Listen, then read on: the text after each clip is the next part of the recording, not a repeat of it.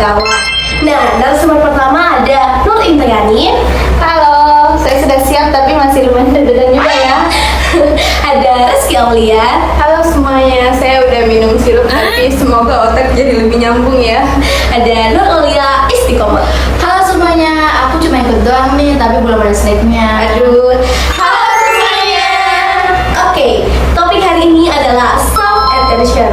Pernah mikir nggak gimana AI bisa tahu kata mana yang penting? Misalnya nih, kenapa kata lapar bisa lebih nyambung ke karena daripada roti? Nah, itu dia. Mari kita bahas. Oke, untuk Nur Endriani, jelasin dong apa itu self attention tapi pakai bahasa yang gampang dan mudah diingat gitu.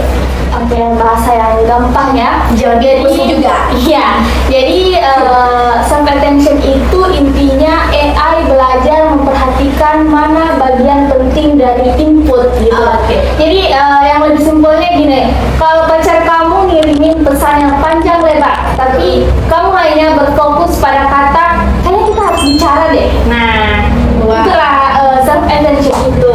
Waduh, itu langsung panik gitu. Iya. Oke, selanjutnya analoginya dong untuk orang awam supaya penonton nih ngerti gitu. Mungkin ini lebih relevan ke orang-orang yang kuliah ya.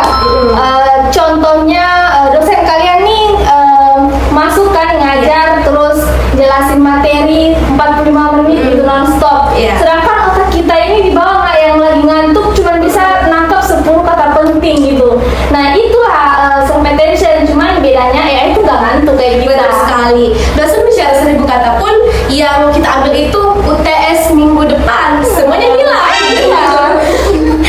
Oke, untuk Rizky Aulia sekarang bagian serius dikit ini. Oh, sorry, Nur Aulia Istiqomah ya. Sekarang bagian serius dikit.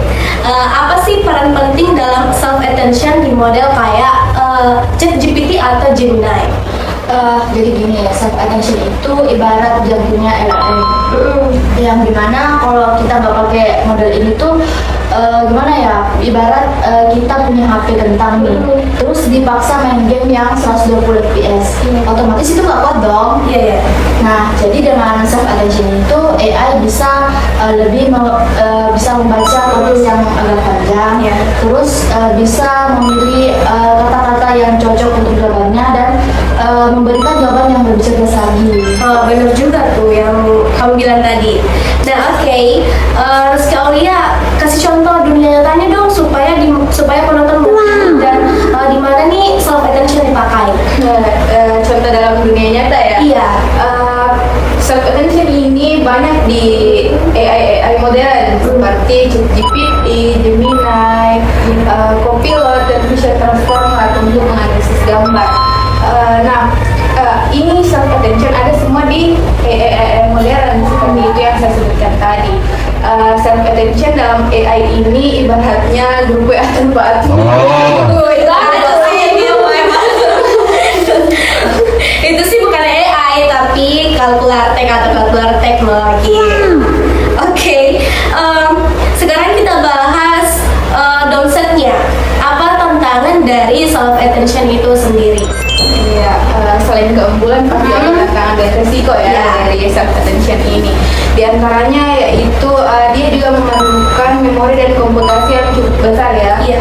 Terutamanya untuk input yang lebih panjang. Seperti yang kita katakan tadi bahwa self attention ini dia tidak bergantung pada urutan seperti RNN yang berurut dari awal sampai akhir. Self attention ini hanya dibantu oleh quotient encoding. Nah, quotient encoding ini yang mengatur pola kalimat dalam self attention sehingga pola kalimatnya dapat mengenali subjek dan objek yang dimasukkan. Oh, betul. Bedanya kan kalau manusia salah tinggal bilang salah gitu ya. Kan kalau AI dia bilang data saya menunjukkan bla bla bla. Kan dia halu gitu. Iya, betul, dia halu. Nah, jadi solusinya apa nih? Kalau dari saya sih untuk solusinya itu yang pertama sparse attention. Iya. Nah, sparse attention ini tuh lebih mengutamakan topik yang penting saja. Terus kalau yang kedua itu ada long form dan formal. Nah, ini tuh berfungsi untuk mengurangi interaksi yang tidak penting. Terus Terus yang ketiga itu ada flash attention, kalau saya nggak salah sih. Iya. Nah, flash attention ini tuh untuk mengoptimasi agar lebih menghemat memori. Kalau dari saya sih itu. Wow, keren banget. Baiklah, terima kasih untuk ketiga narasumber kita yang sangat luar biasa dan luar biasa hebohnya juga ya.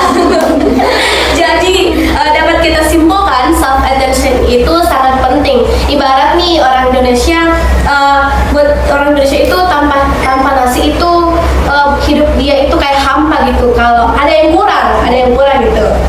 Oke, semoga podcast ini kalian bisa ngerti, ketawa, dan gak ketiduran.